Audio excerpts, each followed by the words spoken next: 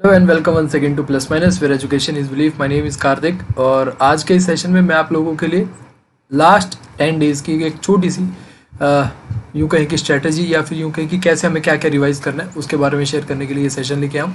DSSB में junior clerk 13/20 का जो एग्ज़ाम है वो 3 मई से लेकर शुरू हो जाएगा। तो उससे जुड़ी हुई बस अब कुछ आखिरी के दिन ही रह गए हैं, तो 10 दिन रह गए। तो उससे जुड़ी हुई ये कुछ बातें जो आप लोगों के साथ शेयर करना ज़रूरी है, वो बातें मैं आप लोगों के साथ लेके आऊँ और काफ़ी इंटरेस्टिंग चीज़ें रहेंगी। और ये सारी चीज़ें एनालिसिस पे रहेंगी किस पे, जो अभी तक एग्जाम हुए हैं DSSB के, चाहे फिर वो स्टेनोग्राफर का हो, फायर ऑपरेटर का हो या फिर और शोर कीपर वगैरह जितने भी एग्जाम हो, उन्हीं के एनालिसिस पे ये एक तैयार करा है मैंने आप लोगों के लिए, जिसमें आप लोगों के लिए हेल्पफुल होगा। तो इस वीडियो को देखना एंड तक, जो जो आप चीज़ इसमें से ले सको उसको इम्प्लीमेंट ज़रूर करना। आपके आखिरी के जो 10 दिन है उसमें बहुत हेल्पफुल रहेगा। तो सबसे पहले तो आपका फोकस होना चाहिए रिवीजन पे। और ये मैं नहीं कह रहा, ये हर कोई कहता है, हमेशा से कहता है कि भाई अवॉइड न्यू लर्निंग थिंग्स। कोई भी नई चीज़ है ना, उसको अब अवॉइड करो। अब ये तो हमें समझ में आ जाता है, हम बचपन से भी स्कूल एग्जाम में भी होते थे तो एंड टाइम पे हमें यही कहा जाता था, नई चीज़ें सीखना छोड़ो, अब जो भी पढ़ रखा है उसको रिवाइज करो।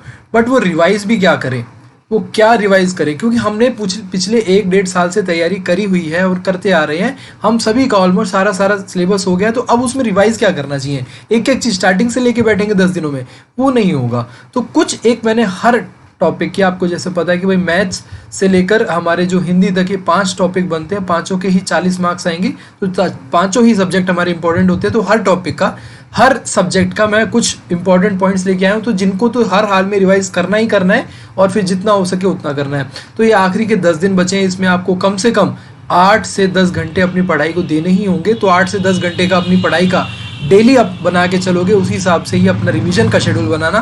तो कुछ जो टॉपिक्स हैं हर सब्जेक्ट के, उस पर डिस्कस करेंगे। तो जैसे कि स्कोरिंग चैप्टर्स हैं, ये काफ़ी स्कोरिंग चैप्टर्स हैं। क्यों है, एक तो ईजी है और दूसरा इन पे क्वेश्चन ज़्यादा आ रहे हैं। तो मैथ्स की अगर बात करूंगा तो परसेंटेज को बहुत अच्छे ढंग से रिवाइज करना है। परसेंटेज रिवाइज हो जाएगा तो बाकी के आधे से ज़्यादा चैप्टर आपकी मैथ्स कवर हो ही जाएगी और डायरेक्ट क्वेश्चन आ रहे हैं परसेंटेज के। तो और एवरेज बहुत ईजी है, एक दिन में रिवाइज हो जाएगा, प्रैक्टिस भी हो जाएगी थोड़ी बहुत। प्रॉफिट एंड लॉस तो हर एग्जाम में आता ही आता है, तो ये कोई नया चैप्टर नहीं है। SICI भी आएगा ही आएगा। फिर साथ साथ फिर टाइम एंड वर्क, जो मेन जो हमारा रिवाइज करने का है वो मेंसुरेशन का है, जिसमें सारे हमें फॉर्मूलाज वगैरह रिवाइज करने हैं, एरिया के फॉर्मूला रिवाइज करने हैं, वॉल्यूम के फॉर्मूला रिवाइज करने हैं। तो सारी चीज़ें इसको रिवाइज कर लोगे तो बेसिक क्वेश्चन आएंगे, वो सीधा वो फॉर्मूला इंप्लीमेंट करके आप सोल्व कर पाओगे। तो ये चैप्टर तो आप मैथ्स के स्कोरिंग चैप्टर हैं और इनको बहुत अच्छे ढंग से कर पाओगे। साथ ही साथ LCM और SCF, LCM और SCF, आप इन दोनों के जितनी भी ट्रिक्स और जितने भी आपके कॉन्सेप्ट्स होते हैं वो सारी चीज करके चलोगे, क्योंकि डायरेक्ट क्वेश्चन आएगा इस पे। LCM और SCF पे डायरेक्ट क्वेश्चन आएगा, सीधा पूछ लेगा कि भाई फ्रैक्शन का LCM निकालो या फिर SCF का निकालो फ्रैक्शन का, और सीधा एक वो वाला निकालेगा कि भाई इतनी देर में घंटी बजती है या फिर रनर सर्कुलर ट्रैक के चारों तरफ घूम रहे हैं। तो LCM SCF से क्वेश्चन आ जाएंगे, तो ये आप लोग जरूर रिवाइज कर लोगे अपना इनके साथ साथ। और आप नंबर सिस्टम में डिविजिबिलिटी रूल जरूर याद करोगे। याद इन सेंस आपको रिवाइज करना ही होगा डिविजिबिलिटी रूल नंबर सिस्टम में। तो ये जो 2 टॉपिक्स हैं इन पे तो बहुत इजी है, एक ही दिन में दोनों चीज़ कवर हो जाएंगी। अगर आपको वीडियो देखनी है तो मैंने वीडियो इस पे बनाई हुई है, LCM SCF पे डिविजिबिलिटी रूल पे बहुत बनाई हुई है, जाके आप प्लेलिस्ट में जाके देख सकोगे तो मिल जाएंगे आपको। एक ही वीडियो में डिविजिबिलिटी रूल क्लियर हो जाएगा, एक वीडियो में LCM SCF क्लियर हो जाएगा। ठीक है, तो ये तो थे मैथ्स के। तो आप परसेंटेज से ये आपका पूरा कवर कर देंगे, 40 में से 30 मार्क्स का, 30 से 32 मार्क्स का ये कवर कर देंगे। इतने क्वेश्चंस आ रहे हैं, भर के आ रहे हैं। और वो कैसे कवर करेंगे, अब आप बोलोगे कि इसमें DI आएगा, तो DI भी तो किससे रिलेटेड आ जाएगा, परसेंटेज से ही रिलेटेड आएगा, एवरेज से रिलेटेड आएगा। कॉन्सेप्ट्स तो आपको यही क्लियर करने होंगे ना। DI आ रहे हैं, डाटा इंटरप्रिटेशन आ रहा है, 3 से 4 डाटा इंटरप्रिटेशन आ रहे हैं, क्वेश्चंस आ रहे हैं DI के। तो वो किस पे बेस्ड आ रहे हैं, वो परसेंटेज बेस्ड आ रहे हैं, एवरेज बेस्ड आ रहे हैं, और इंक्रीज और डिक्रीज बेस्ड आ रहे हैं कि परसेंटेज इंक्रीज कितना हो रहा है, परसेंटेज डिक्रीज कितना हो रहा है। तो ये सारी चीजें आप जरूर इसको एक बार रिवाइज करना मैथ्स में। आगे बात करेंगे अगर रीजनिंग की, तो alphabet coding decoding most important है। अगर अभी भी जिसको भी अल्फाबेट सीरीज याद नहीं है 1 to 26 की और 26 to 1 की, यानी कि रिवर्स को अल्फाबेट नंबरिंग, तो वो अभी भी डेली 10 दिन में याद कर सकता है, उसके बहुत टाइम सेव होगा। और यहाँ से 10 से 12 क्वेश्चन आ रहे हैं, 10 से 12 क्वेश्चन आ रहे हैं अल्फ़ाबेट कोडिंग डिकोडिंग के। पूरे 40 में से काफ़ी अच्छा वेटेज है अल्फ़ाबेट कोडिंग डिकोडिंग में। चाहे फिर वो ज़रूरी नहीं है वो कोडिंग डिकोडिंग ही आए, तो फिर अल्फ़ाबेट की सीरीज़ भी आ रही है कि भाई मिसिंग नंबर बता दो, ये 4 आपको दे दिया, अब यहाँ पे क्या आएगा। और उसके साथ साथ आपकी एनालॉगी भी आ रही है, अल्फ़ाबेट से ही आ रही हैं चीज़ें। तो अल्फ़ाबेट की जो सीरीज़ है, आपको जो नंबरिंग है वो याद कर लोगे अभी भी। जिनको नहीं याद है और जिनको याद है तो उनके लिए काफ़ी ईजी रहेगा रीजनिंग पार्ट इन चीज़ों में। साथ में अब नई चीज़ कुछ मत सीखना, बट यहाँ पे आप लोग थोड़ा सा गो थ्रू कर लेना कि भाई इनइक्वालिटी को कैसे सॉल्व करते हैं, ज़्यादा टाइम मत लगाना। और यहाँ पे पजल का अप्रोच क्या रहता है, अगर आपने अभी तक पजल तैयार नहीं करे हैं तो पजल अगर तैयार नहीं करें तो पजल का अप्रोच क्या रहता है, एक पजल आ रहा है, एक इनइक्वालिटी आ रही है, पजल छोटी सी आ रही है, बहुत ईजी आ रही है। तो ये आप मेजरली इस पे ध्यान देना अपना अल्फ़ाबेट पे। आगे चलते हैं, जीके की बात करेंगे। जीके और करंट अफेयर्स बहुत ज़्यादा वो रहता है, और यही असली टाइम कहते हैं कई लोग कि भाई करंट अफेयर्स को रिवाइज यही 10 दिनों में करते हैं। वो मेरा मानना नहीं है। हम पिछले 6 महीने से 8 महीने से जो तैयारी कर रहे हैं वही हमारी मेन रहती है, बट फिर भी जो करंट अफेयर्स की जो रिवीजन है वो तो अभी होगी। तो करंट अफेयर्स की जो रिवीजन करनी है वो इस बेस पे करनी है आप लोगों को। कुछ मैंने पॉइंट्स लिखे हैं, आप देख लेना। ये भी सारे के सारे एनालिसिस बेस्ड ही हैं जो अभी एग्जाम हुए उन पर ही। तो लास्ट 6 मंथ की करो, उससे ज़्यादा फिर आपको ज़्यादा पीछे जाने की जरूरत नहीं है। सिंपली बस 2019 के जो क्रिकेट वर्ल्ड कप था या फिर कोई मेजर टूर्नामेंट था उस पर बेस्ड होती हैं क्वेश्चन, जो पहले के करंट अफेयर्स आ रहे हैं 6 महीने से पहले के, तो फिर वो ज़्यादा ही पहले के आ रहे हैं। और कोविड रिलेटेड यानी कि कोविड-19 रिलेटेड जितनी भी डीआरडीओ ने जो चीज़ें बनाई हैं, डीआरडीओ ने जो चीज़ें बनाई हैं, आईआईटी ने जो चीज़ें बनाई हैं, वो सारी चीज़ें एक बार रिवाइज कर लेना। उम्मीद है आप लोगों ने पूरा एक प्रॉपर मेंटेन करके रखा होगा करंट अफेयर्स का कि भाई क्या क्या चीज़ें, क्या क्या जो फाइंडिंग्स थी, क्या क्या कोविड-19 के दौरान क्या क्या डेवलपमेंट हुई, तो वो सारी चीज़ें डीआरडीओ से रिलेटेड क्वेश्चन आ रहे हैं कि ये किसने बनाया था, डीआरडीओ ने जो बनाया था उसका नाम क्या है, तो ये क्वेश्चन आ रहे हैं।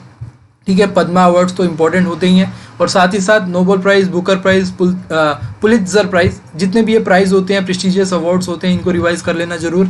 इंपॉर्टेंट स्पोर्ट्स अवार्ड आईपीएल 2020 का आईपीएल, और अब 2021 वाला नहीं, 2020 वाले आईपीएल में जितने भी जो अवार्ड्स थे, जो emerging player of the year awards था या फिर टॉप स्कोरर था, वो सारे अवार्ड्स आप रिवाइज कर लेना।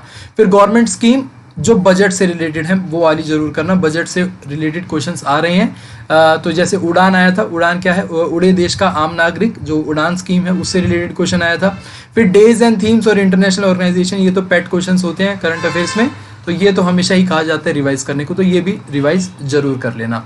तो करंट अफेयर्स की ये सारी चीज़ें एक बार आप स्क्रीनशॉट भी ले लेना सारी चीज़ों का एक एक, तो अपना उसी हिसाब से शेड्यूल बनाते रहना।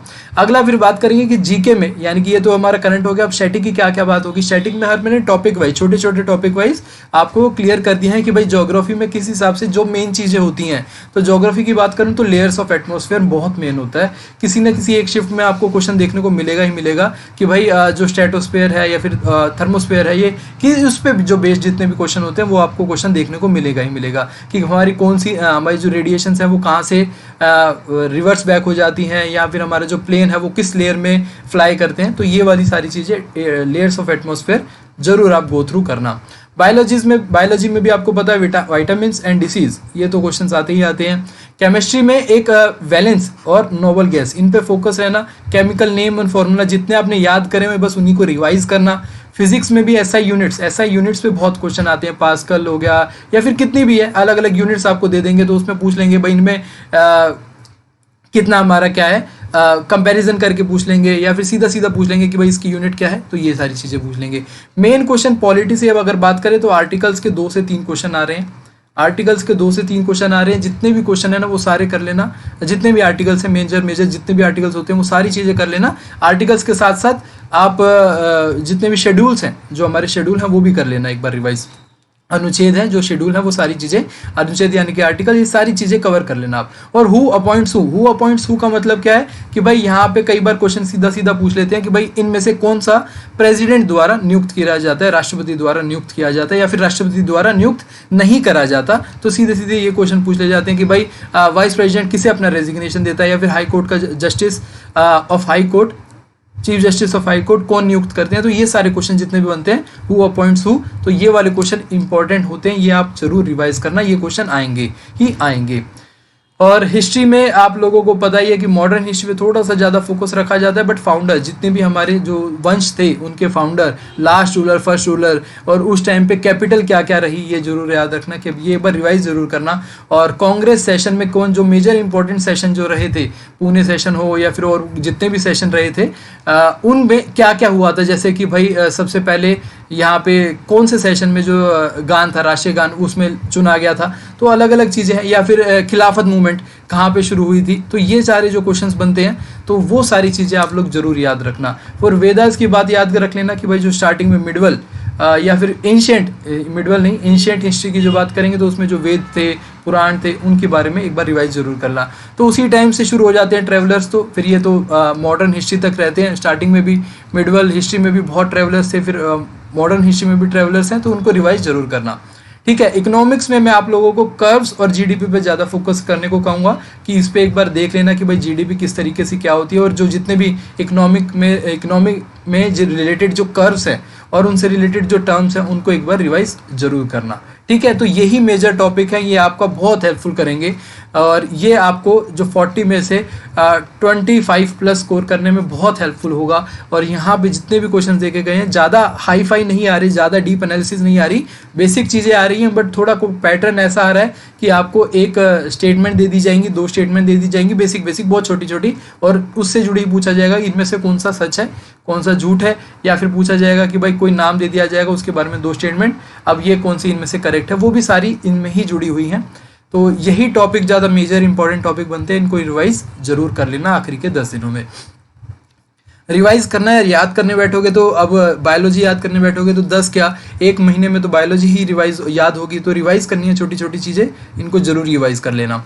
और इंग्लिश और हिंदी की बात करूंगा भाई, जितना हो सके एंड टाइम है, वोकैब ही रिवाइज करना है। आप लोगों ने एक तो ग्रामर रूल्स पढ़ ही लिए हैं, अब जितना हो सके आप वोकैबलरी ही आपको स्ट्रॉन्ग करनी है, अपनी पढ़ते रहना है रोज। अब सिर्फ उठना है, बुक उठानी है और वर्ड्स पढ़ते जाना है, तो यही आप लोगों का काम है। क्योंकि ग्रामर तो आप रिवाइज कर चुके हो, अगर एक बार ग्रामर रिवाइज नहीं करिए, जितने भी रूल्स वगैरह हैं, व्याकरण अगर रिवाइज नहीं करिए, एक बार व्याकरण के रूल्स और जितने भी ग्रामर के रूल्स है वो एक बार गो थ्रू कर लेना। वो 1 या 2 दिन में दोनों के ही हो जाएंगे, हिंदी इंग्लिश के।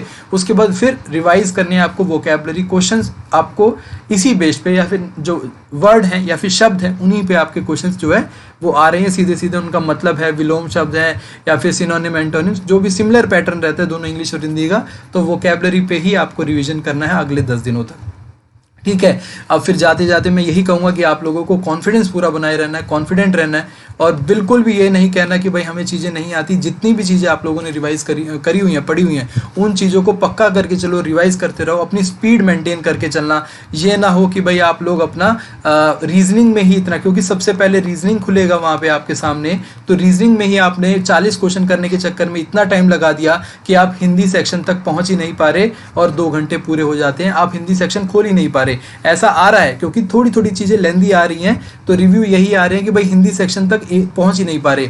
आपको पता होना चाहिए पैटर्न कैसे आएगा, कि सामने आपका रीजनिंग खुलेगा, उसके 20 क्वेश्चन खुलेंगे, एक सेट में 20 क्वेश्चन खुलेंगे। जब तक आप 20 क्वेश्चन अटेम्प्ट करो ना करो वो आपकी मर्जी है। इन क्वेश्चन को, इस ग्रुप को सबमिट नहीं करोगे, नेक्स्ट पे नहीं जा पाओगे, नेक्स्ट 20 क्वेश्चन पे नहीं जा पाओगे, और ये सबमिट होने के बाद इनको रीचेक रिविजिट नहीं कर पाओगे। तो ये नहीं करना, स्किप भी नहीं करना और ज़्यादा टाइम वेस्ट भी नहीं करना। तो अपना स्पीड मेंटेन करके चलना, 2 घंटे में आप लोगों को पूरा करना है। तो इसके लिए आप मॉक्स, दिन का एक मॉक टेस्ट आप जरूर अटेम्प्ट करो, डायरेक्ट 200 क्वेश्चन वाला, ताकि आप लोगों की आदत पड़ जाए, स्पीड मेंटेन हो जाए। अब सेक्शन वाइज मॉक अटेम्प्ट मत करना, सेक्शन वाइज मॉक अटेम्प्ट करने से आपकी स्पीड मेंटेन नहीं होगी। आपको 200 क्वेश्चंस करने हैं और वो भी 2 आवर्स में करने हैं, और किस हिसाब से करने हैं कि भाई 20-20 क्वेश्चंस का एक सेक्शन आएगा और वो सबमिट करना है हमें फटाफट।